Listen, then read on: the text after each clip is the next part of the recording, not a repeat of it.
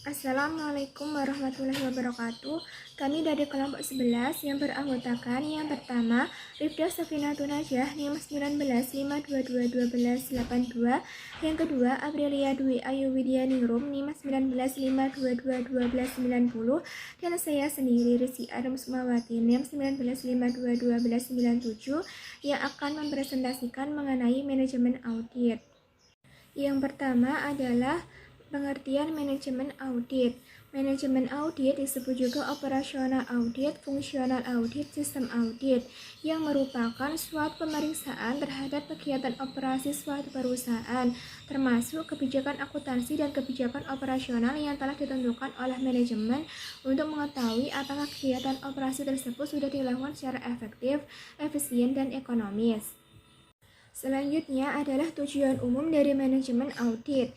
Yang pertama, untuk menilai kinerja dari manajemen dan berbagai fungsi dalam perusahaan. Yang kedua, untuk menilai apakah berbagai sumber daya manusia, mesin, dana, dan harta lainnya yang dimiliki perusahaan telah digunakan secara efisien dan ekonomis.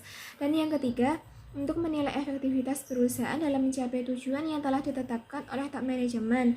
Dan yang keempat adalah dapat memberikan rekomendasi kepada top manajemen untuk memperbaiki kelemahan-kelemahan yang terdapat dalam penerapan pengendalian intern, sistem pengendalian manajemen, dan prosedur operasional perusahaan dalam rangka meningkatkan efisiensi, keekonomisan, dan efektivitas dari kegiatan operasi perusahaan.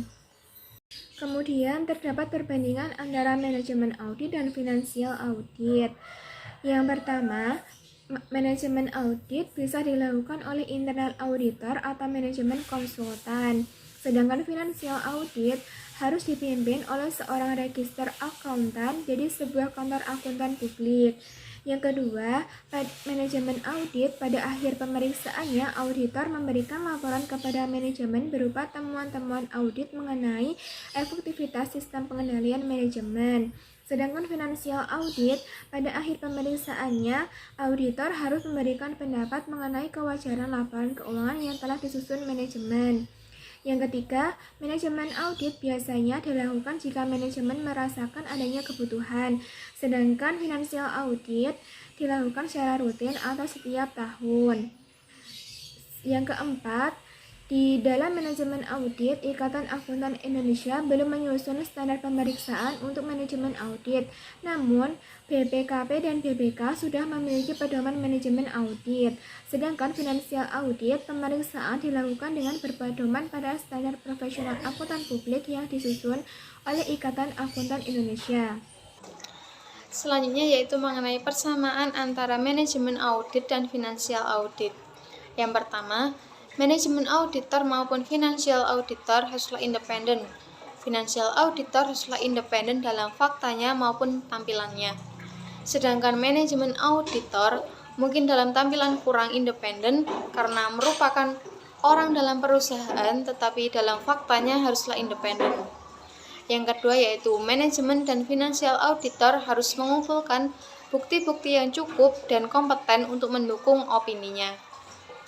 Yang ketiga, beberapa teknik dan audit prosedur yang biasa digunakan oleh manajemen auditor maupun financial auditor yaitu teknik inquiry, observation, and inspection. Yang kedua, menggunakan internal control, questionnaires, dan flowchart atau narrative memo untuk mempelajari sistem dan prosedur akuntansi dan mengevaluasi internal control yang terdapat di perusahaan. Yang ketiga, penggunaan statistical sampling atau judgment sampling untuk pemilihan sampel dan akan dites.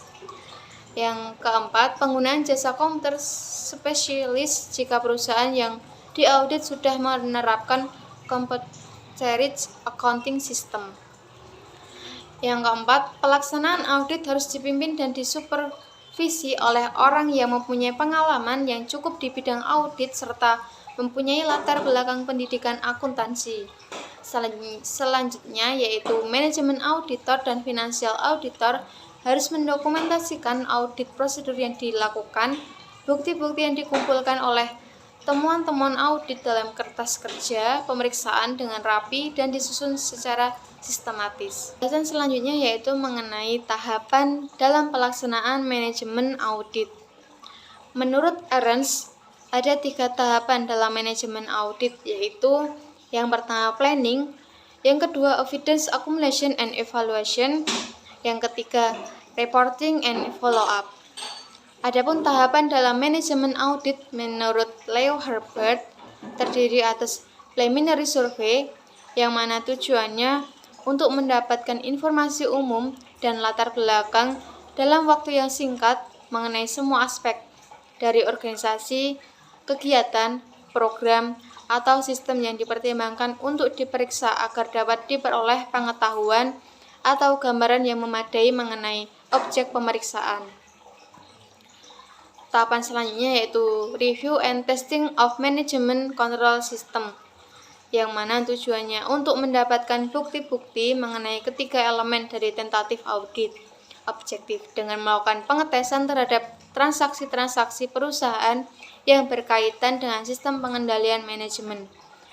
Tujuan yang kedua yaitu untuk memastikan bahwa bukti-bukti yang diperoleh dari perusahaan adalah kompeten. Jika audit diperluas ke dalam detail examination atau pemeriksaan secara rinci. Tahap selanjutnya yaitu detail examination.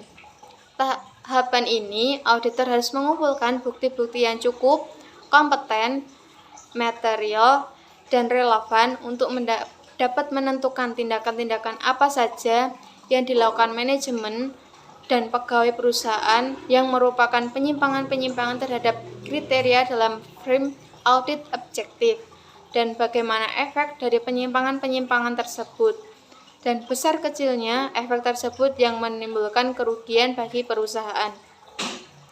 Bukti-bukti yang dikumpulkan harus diikhtisarkan, masing-masing berkaitan dengan kriteria, kasus, dan efek dalam firm audit objektif.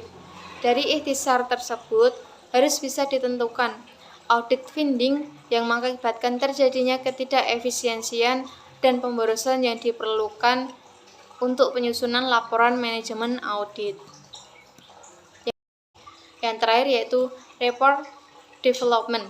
Temuan audit harus dilengkapi dengan kesimpulan dan saran dan harus direview oleh audit manager sebelum didiskusikan dengan audit.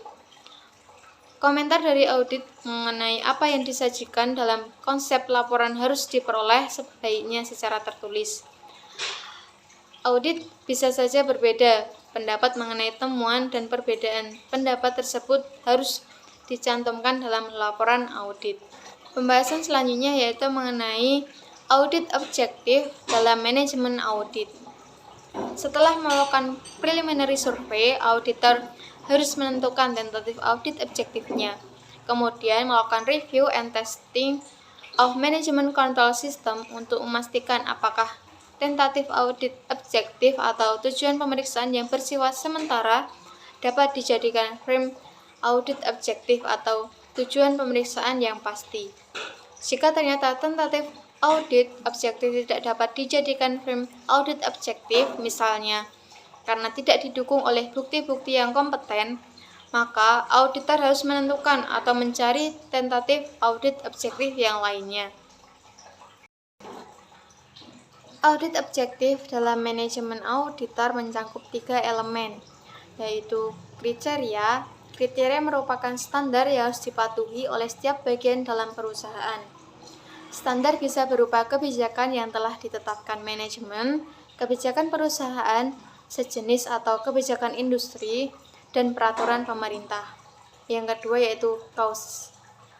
Causes adalah tindakan-tindakan yang dilakukan manajemen atau pegawai perusahaan, termasuk tindakan-tindakan yang seharusnya dilakukan untuk memenuhi kriteria tetapi tidak dilakukan oleh manajemen atau pegawai perusahaan. Dengan kata lain, causes adalah tindakan-tindakan yang menyimpang dari standar yang berlaku. Yang ketiga yaitu efek. Efek adalah akibat dari tindakan-tindakan yang menyimpang dari standar yang berlaku. Selanjutnya yaitu aplikasi manajemen audit untuk meningkatkan efektivitas, efisiensi, dan ekonomis kehematan. Yang pertama itu, apakah struktur organisasi dan job deskripsi yang terdapat di perusahaan cukup baik dan bisa mendukung pencapaian tujuan perusahaan yang telah ditetapkan, dan penggunaan sumber daya yang dimiliki perusahaan secara efektif. Yang kedua, apakah perusahaan memiliki manajemen kontrol sistem yang baik, ditetapkan secara efektif dan selalu ditelaah dan dimuktahikan sehingga selalu mengikuti perkembangan perusahaan. Yang ketiga, apakah internal kontrol yang terdapat di perusahaan dapat menjamin keamanan harta dan sumber daya perusahaan. Yang keempat, apakah perusahaan selalu menyusun budget dan apakah selalu dibandingkan antara relasi dan budget serta dianalisis variasi yang terjadi. Selanjutnya, program audit untuk manajemen audit. Dalam pelaksanaan manajemen audit, auditor lebih banyak menggunakan program dalam bentuk kuesioner. Kuesioner tersebut dikelompokkan untuk masing-masing fungsi yang terdapat dalam perusahaan. Dari jawaban-jawaban kuesioner tersebut telah dikonfirmasikan dengan pengecekan di lapangan dan pemeriksaan bukti-bukti secara sampling dan diskusi dengan bagian yang terkait. Auditor bisa menyimpulkan mengenai efektivitas, efisiensi, dan keekonomisan. Auditor bisa menyimpulkan masing-masing fungsi dalam perusahaan. Selanjutnya, laporan mengenai manajemen audit. Dalam melaksanakan manajemen audit, auditor biasanya menemukan deviasi finding yang merupakan major deviasi findings maupun minor deviasi findings. Findings tersebut dicatat dalam list of findings yang nantinya akan ditelaah dan dipilih oleh audit supervisor untuk dimasukkan dalam laporan manajemen audit. Laporan manajemen audit berisi temuan-temuan dan saran-sarana perbaikan untuk menghasilkan efisiensi, efektivitas, dan keekonomisan dari kegiatan operasi perusahaan dan komentar manajemen mengenai temuan-temuan dan saran-saran tersebut. Dalam manajemen audit terdapat fungsi-fungsi yang harus diperiksa oleh manajemen audit, yaitu fungsi pemasaran, fungsi penjualan, fungsi produksi, fungsi personalia, dan fungsi keuangan. Dalam melaksanakan manajemen audit, auditor biasanya menemukan deviasi findings yang merupakan major deviasi findings maupun minor deviasi findings.